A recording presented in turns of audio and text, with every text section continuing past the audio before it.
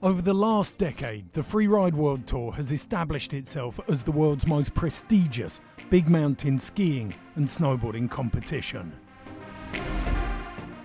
The first stop of this year's Freeride World Tour was in Hakuba, Japan, where the snow is usually so deep you need a snorkel. But this year, the legendary Japan was in short supply, leaving low tide conditions on the lower mountain. But still good snow for a freeride competition in the high alpine. The cosy town of Hakuba, with its 9,000 citizens, is one of Japan's most famous ski resorts. It's located in the Nagano prefecture, surrounded by nearly 3,000 metre high mountains. It is famous for its snow quality and powder. This year's venue/playground was the mountain Kuzurezawa, the perfect location for the first stop of the Freeride World Tour. Next, the tour went to Kicking Horse.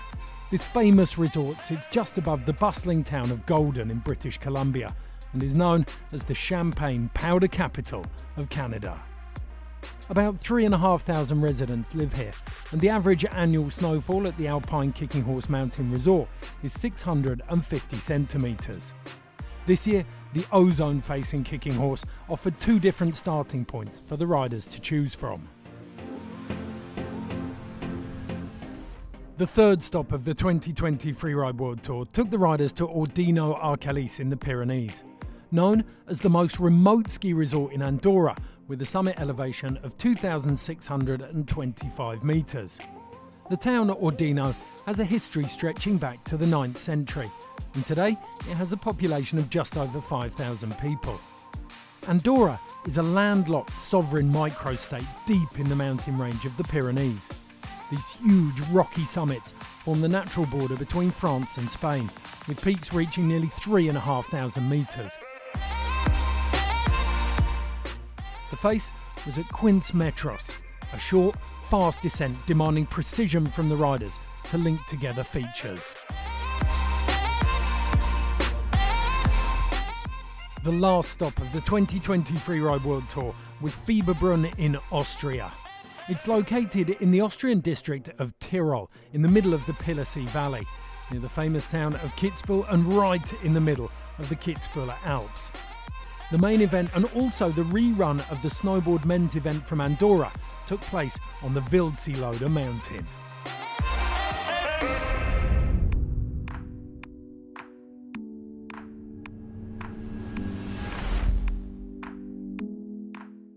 For Jacqueline Passo, the new season didn't start that well.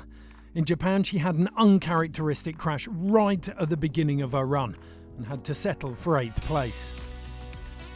But things started improving for her in Kicking Horse.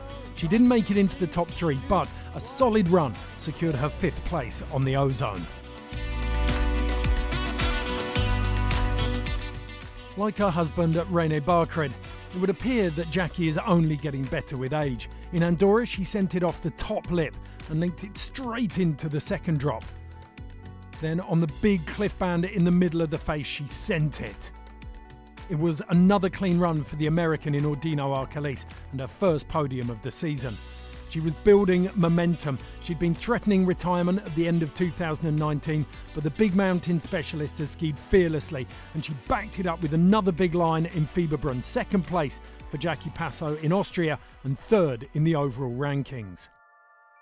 Hedvig Wessel, the mogul skier who competed in the Winter Olympics in Sochi, has transitioned seamlessly into freeride skiing. In Japan, Wessel opened up with a very solid cliff at the top of the face and then stomped one of the biggest backflips of the season, forcing the judges to reward her with a big score and 1st place in Hakuba. In Canada, all eyes were on the Norwegian in the women's ski category, but it wasn't to be for Wessel in Kicking Horse. A crash saw her slump to 10th. In Andorra, she was looking to make amends for her disappointment. Again, we were treated to an impressive backflip. She tracked down the face with a couple of conservative drops, making sure she was clean and consistent. In a very strong field, she was rewarded again with 1st place. In Fieberbrunn, like Kicking Horse, it did not go well for Wessel. A crash on the upper part of the face saw her end the Tyrol event in 11th, but her efforts were enough for second place overall. Let's get to know the reigning world champion in the women's ski category, Ariane Tricome.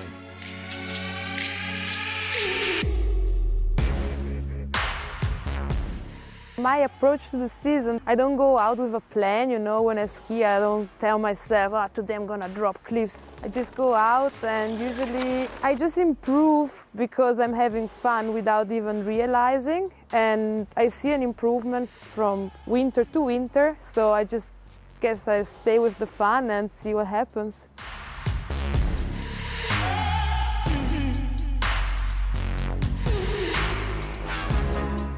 It's so crazy when I think I'm double world champ. Like when I think about it, I don't realize, what it means. So winning the last 2 years has been, of course, amazing, and it brought me so far and just opened up so many doors. So I'll be forever thankful to the World Tour for doing that to me.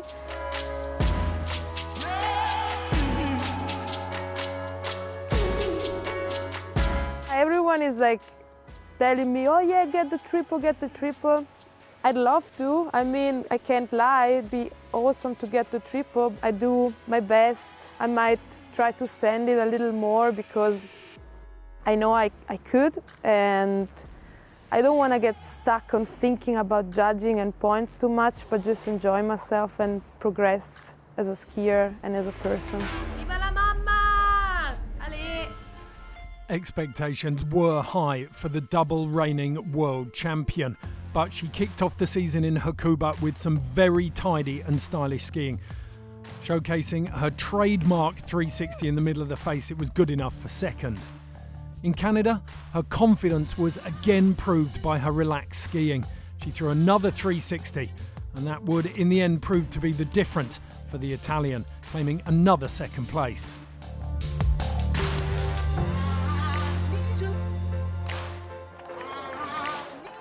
In the Pyrenees, Tricome was carrying an ankle injury, but on the face, she looked as stylish and as solid as ever.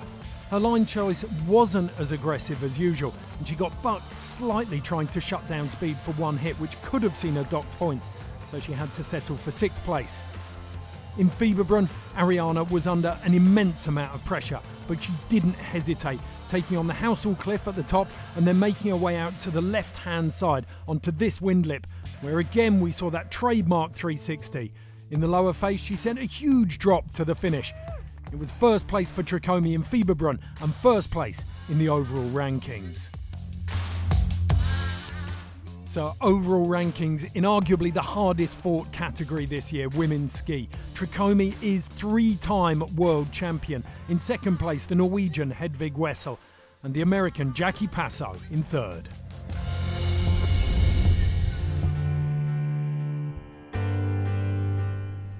Before we look at the top 3 in the men's ski competition, let's have a chat with the 2018 world champion. I am Christopher Trudell. I spend my winters traveling America, Japan and Europe, skiing with my best friends and competing.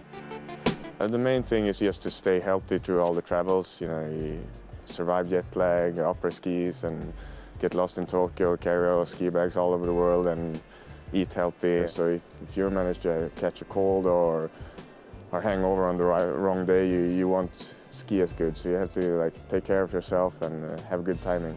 Try to keep everything simple and keep your routine so you can just focus on your comp run.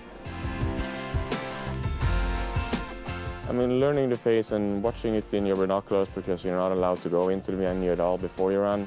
It's it's a huge part of the sport, and people often don't realize that we're not actually able to ski or be in the face before. So the more time and the more you know, and being able to turn that around in your head and experience it and visualize it, because I think it's super important for safety and being able to put down a good run. It's impossible to pinpoint who is going to be on the podium, because there is at least half the field could win the comp, it feels like. It comes down to who's having a good day, who's having the best feeling and good timing as well in picking a line that works that day.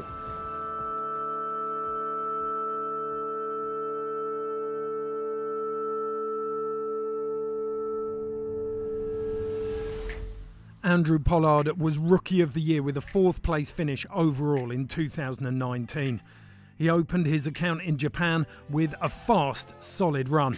He stomped some sizable cliffs in Hakuba and was rewarded with a 4th place. Pollard had proved he'd picked up in 2020 where he left off in 2019. Now he needed to back that up. He launched his first cliff in Kicking Horse and then showed the rest of the face a clean set of heels, 3rd place in Canada. Pollard then opened up in Andorra with a stylish 360 and doubled into a drop to stay consistent and claim 6th position. But it wasn't to be for Pollard in Fieberbrunn.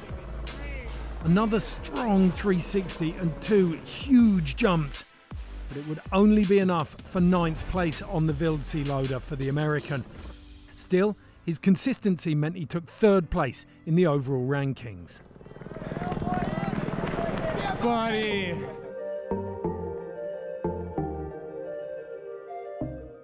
Turdell was not in good shape in Japan. He opened with a nice cliff drop, but his 360 had a sketchy landing. It was 12th place for the Swede. After that disappointing start in Hakuba, Turdell didn't hesitate in Kicking Horse and threw a huge backflip over this ridge. He was then able to control the speed and cut back into another cliff before sending the line into one of the most technical zones on the face and taking on one of the biggest cliffs in the zone. He lined it up perfectly. There could be absolutely no doubt in the judge's mind who would take the win in the men's ski category.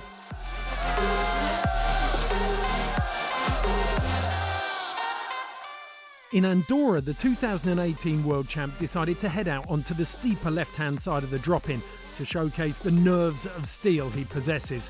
From there, he kept his foot flat to the floor, blasting an amazing backflip. Then, rather than take the skier's right-hand line, he headed further to the left, opted for another backflip. His efforts were rewarded with 3rd place in Ordino Arcalis. It wasn't to be Turdell's day in the Tyrol. Although he started fast and solid, he ended up getting caught up in some shrubbery. It was a costly mistake, which would see him finish in 17th place. But due to the cancellation of the Verbier event, Turdell found himself on the podium. 2nd place overall for the Swede.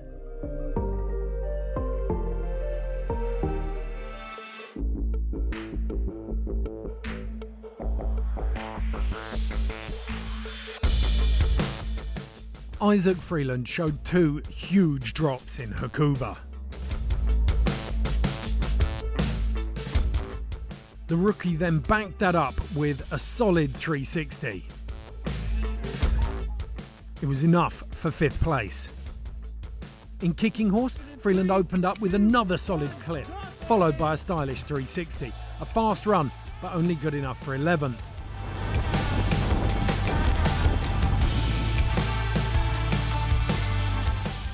The Californian, who plies his trade in Alta, Utah, hadn't yet unveiled his freestyle repertoire until this switched Misty straight into a mute grab.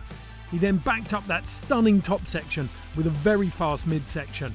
A strong run from Freeland and a statement of intent worth 2nd place in Andorra. Freeland had proved his freestyle credentials. Fieberbrunn would be a completely different test though. It's now the turn of his big mountain skills. He opened with the 360 and redirected instantly off the Househall cliff. Then he controlled his speed perfectly on the traverse, managing another 360 off the windlip. He then hit the gas as if he hadn't already, claiming 2nd place in Fieberbrunn and the Freeride World Tour Championship for 2020.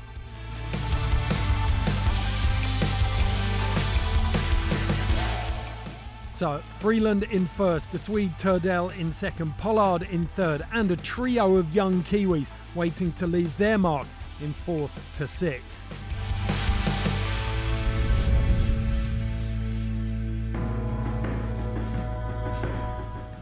Montana raised, but currently residing in Oregon. Erica Vikander, aka the Viking, was very strong in her Hakuba run. She used strong edge control in variable snow conditions to really shine and took 3rd place. In kicking horse, Vikander opted for start number 1. A half cab off the top cornice was a brilliant way to pique the judges' attention. She then laid out some huge turns in the middle of the face, leaving a massive vapour trail like an F-15 fighter jet. Canada offered another third place. Unfortunately, Andorra was not to be for the Viking. After 2 third places, she had to settle for 4th place in the Pyrenees, despite a very technical line.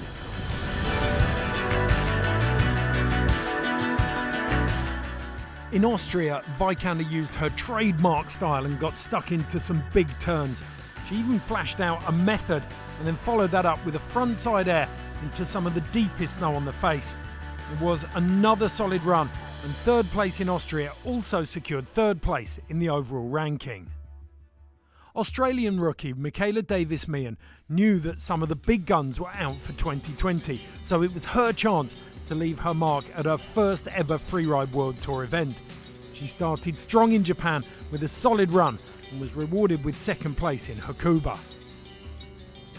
In Canada, it was disappointment for Davis-Meehan, 5th place, but it only served to fire her up for Andorra. In Ordino Arcalis, the slopestyle rider turned freerider went into her line and popped straight off a rock, which really impressed the judges and turned heads amongst the spectators. Some solid turns all the way down into the finish, and the judges rewarded the rookie with 1st place. In Fieberbrunn, the Australian got stuck into one of the most exposed areas of the Wildsee loader. Her line score was maxed out after blasting through the steepest section of the face, and a beautiful method off this drop, 2nd in Fieberbrunn and 2nd overall. Reigning world champion Marianne Haerty got a perfect score of 10,000 from last year's tour. In Hakuba, she opened once again with fast, solid riding all the way down. Confident grabs and good flow, all trademarks of Haerty's riding. The judges rewarding her with 1st place. It's no understatement to say that Marianne Haerty is in a class of her own in the women's snowboard category. In Canada, she took on 3 big features on the ozone face and left the rest of the field in her wake. Another 1st place for Haerty. In Ordino Arcalis, she started her run in a very strong position, taking on one of the steepest and most exposed areas of the face. But from here, you could say it wasn't the same aggressive run that we're used to seeing from the Frenchwoman. It was the first chink we saw in her armour, and she had to settle for 3rd. In the Tyrol, she was back to winning ways, and she set out of the gate aggressively and didn't hesitate in airing the most critical section of the face. She then controlled her speed in what was a masterclass in freeride snowboarding. Haerty then found a monster step down, yet another solid run and yet another title. World champion in 2020 for Marianne Haerty.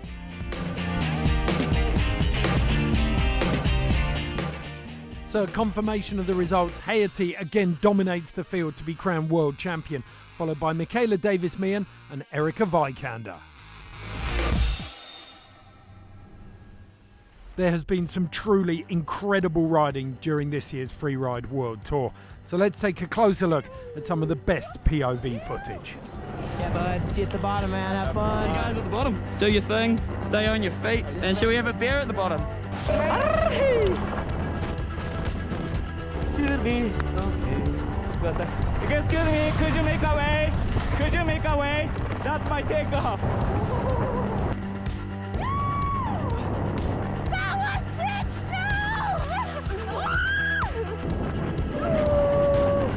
Yeah, boys! Ah! Finally landed one! Yeah! Woo! Switch underflip off the top. Yo! What the? Yeah, alright. And I was like, ah! Dude, you have power in your face. I know. How'd you do? I got 4 death balls! Never been in a hot seat before! Come on, Hudson! Yeah, buddy! Hudson! Yeah! Grass boys! Yeah!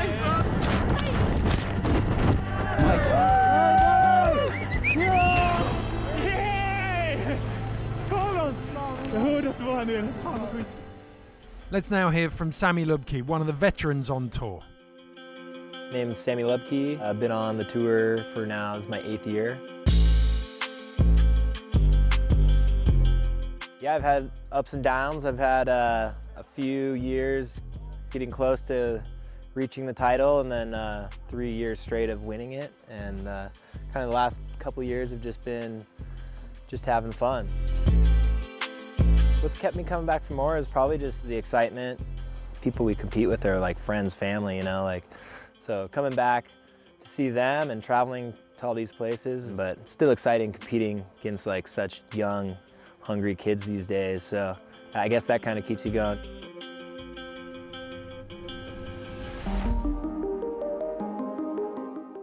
Sammy opened in Hakuba with a packed top section and floated into the mid part of the face where his board control came to the fore.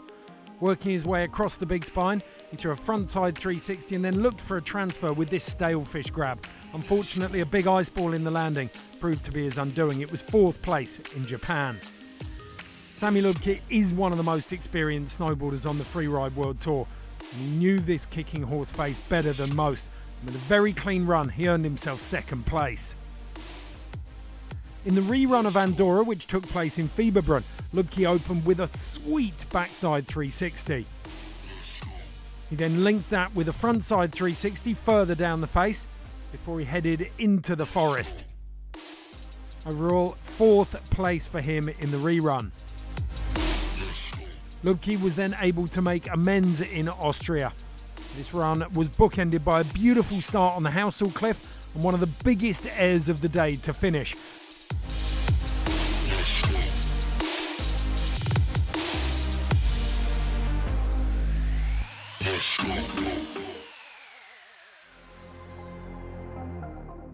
Victor De La Rue is part of a very impressive snowboarding dynasty, but he set about making his own legacy.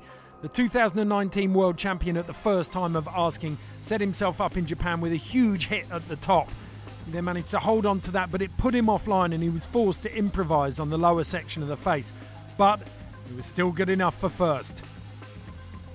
In kicking horse, Victor opened his run with a beautiful backside 360. He then tore into the face with some beautiful lines, making his way down onto a smaller cliff at the bottom.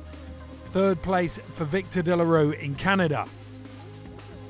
In the rerun of the Andorra event, Victor took 5th place. He did open with a stylish 360, but he lost his edge and took a tumble further down the face. With the benefit of hindsight, it could be the mistake that cost him the title.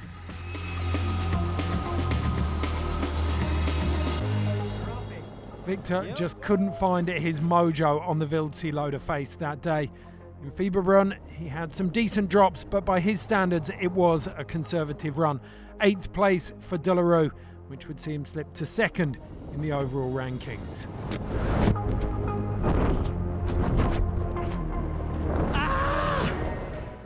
American Nils Mindnik blew up on the freestyle scene with his brother Hans in 2012. Since then, he's steadily been building his backcountry credentials, and he proved them capably on the face here in Hakuba. A beautiful backside 360 in the middle of the face, followed by a couple of technical drops, and 2nd place for the rookie in Japan. In kicking horse, Mindnik showed a fast and solid run, but couldn't impress the judges. Instead, he had to settle for 6th place in Canada. In the rerunning of the Andorra Snowboard Men's Contest in Fieberbrunn, Nils Mindnik opened up with a beautiful frontside 360. That was then backed up with a rotation in the opposite direction, a backside 360. Slight backseat landing, but he put a full stop on the run with this huge backside air to finish. And finally, Mindnik claimed his maiden victory on the Freeride World Tour.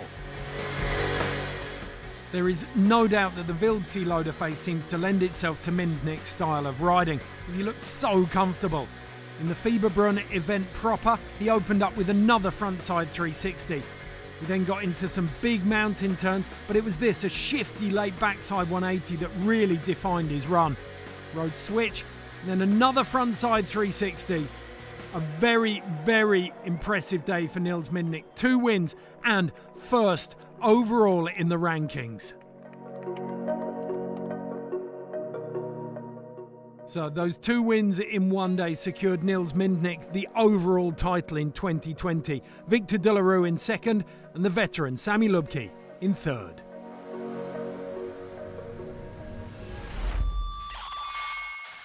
The Freeride World Tour 2020 was a huge success, although everybody missed the last stop in Verbier.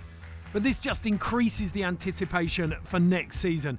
Stay tuned when the best freeriders in the world take on the Freeride World Tour in 2021.